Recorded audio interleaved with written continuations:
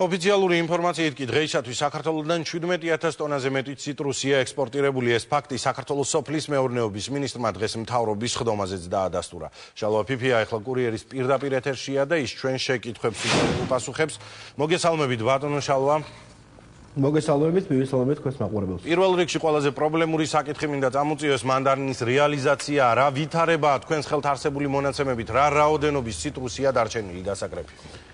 ინფორმაციის რაც გაგვაჩნია, ჩვენ ყოველდღურად ვიღებთ ინფორმაციას. დღეს მდგომარეობით სხვადასხვა საექსპორტო ბაზარზე გასულია უკვე 17,000 ტონაზე მეტი. მე მინდა გითხრათ, რომ შარშამდელ მონაცემას შედარებით ეს არის მნიშვნელოვანი, შარშანი იყო დაახლოებით 10,000 ტონა ამ დროისთვის გასული. რამოდენიმე დღით იყო შეფერხება თავისთავად გასულა ისიც უამინდობის გამო, თუმცა ამის მიუხედავად სამი გემი უკვე შემოდგება უახლოეს 2-3 დღის განმავლობაში დაახლოებით 10,000 ტონა დამატებით ამ გემებით წავა.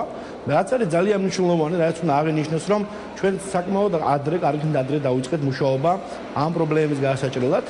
მათ შორის იცით, რომ 26 დაამზადებელი მუშაობს აჭარასა და გურიაში. ეს არის ორჯერ მეტი ვიდრე იყო შარშან. ამას გარდა მიღწეული იქნა ქობულეთის გადამამუშავებელ ქარხანასთან შეთანხმება, რომ ისინი დაახლოებით 20,000 ტონას ენეს გადაამუშავებენ არასტანდარტულ მანდარინს, რაც ორჯერ მეტია იმაზე, რაც შარშან გადამუშავდა.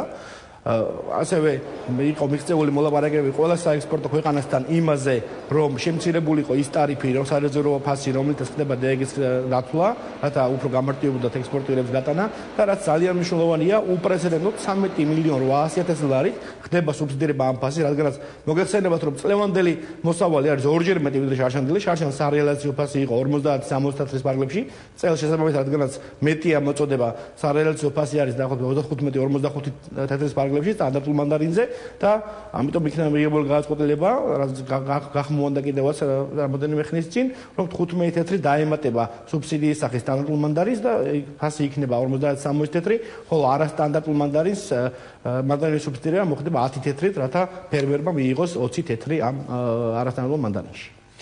ბატონ შალვა, მე გკითხეთ, თუ არის ცნობილი, რამდენი რა რაოდენობის პროდუქტია დასაკრეფი დარჩენილი. გლეხები აცხადებენ, რომ მათ საკმაოდ ბევრი მოსავალი ადგილზე ხეებზე დარჩათ. სხვადასხვა მონაცემებით არის ინფორმაცია, რომ დაახლოებით 20-25% საერთო მოსავლის არის დარჩენილი ხეებზე და თავისთავად უამინდობის გამო შეუძლებელი იყო ამის მოკრიფვა, თუმცა ეს პროცესი გრძელდება და მანდარინის ექსპორტის პროცესი გრძელდება. ამ შემთხვევაში ზარალი ყველა ვარიანტში დგება გლეხებისათვის. თუ განიხილავს მთავრობა ამ ზარალის კომპენსირებას ან სუბსიდირებას ან ანაზღაურებას რაიმე სახით? ერთი მნიშვნელოვანი მომენტი, რომ უამინდობის შესახებ თავისთავად გაფრთხილება იყო გლეხებზე, როგორც აჭარაში, ასევე გურიაში. ამის შესახებ ის, რომ თოვლიანი ამინდები იყო მოსალოდნელი, ამის შესახებ ინფორმირება მათი ხდებოდა.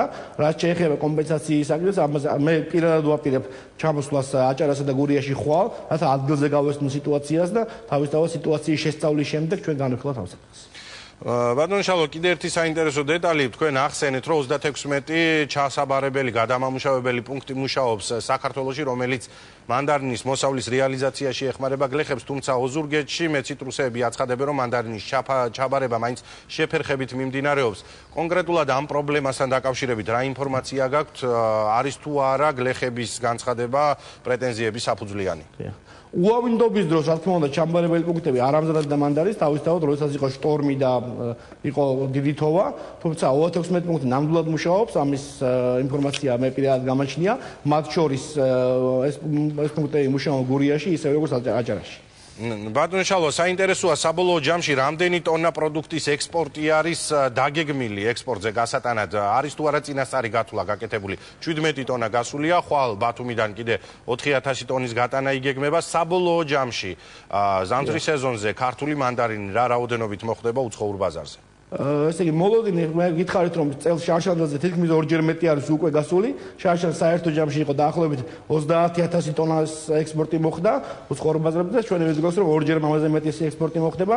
თქვენ იცით, რომ 7 წლიანი პაუზის შემდეგ გაიხსნა ქართული ციტრუსის რუსული ბაზარი და საკმაოდ მნიშვნელოვანი რაოდენობით უკვე არის გასული ციტრუსი რუსულ ბაზარზე და ეს რაოდენობა კიდევ გაიზრდება. დიდი მადლობა, წარმატებას გისურვებთ კონკრეტულად ამ პრობლემის მოგვარებაში. კურიერის კითხვებს სოფლის მეურნეობის მინისტრი შალვა ფიფია პასუხობდა.